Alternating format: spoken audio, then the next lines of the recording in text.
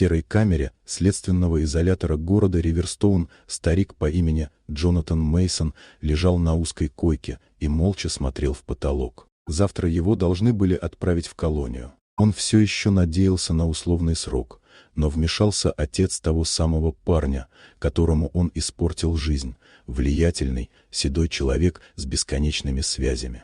Вот и дожил вместо спокойной старости, решетки и баланда, с горечью подумал Джонатан. Когда-то он мечтал о закатах, книгах, запахе свежей травы, а теперь лишь холод и бетон. Совесть, однако, его не мучила.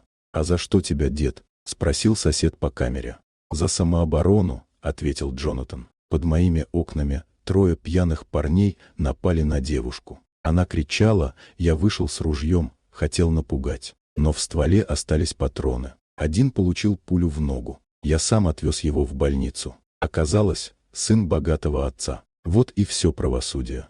В колонии все началось с унижения. Едва вошел, как перед ним вырос здоровяк с татуировками.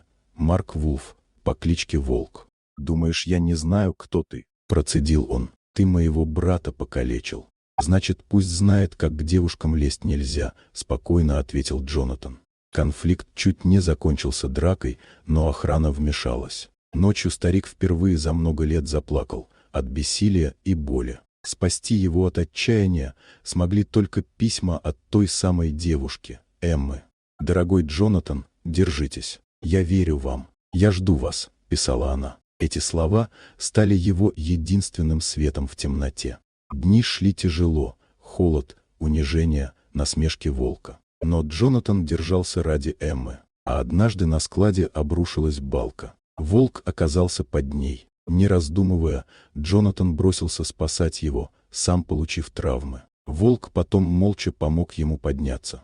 Через неделю пришло письмо. Мне разрешили свидание. Всего 10 минут, но я дождусь. Эта встреча стала для него наградой. Эмма бросилась ему на шею, назвала дедушкой и заплакала. Через несколько дней Джонатану сообщили, срок сокращен. Вместе с решением пришло короткое письмо от Волка. «Спасибо за жизнь. Прости за все».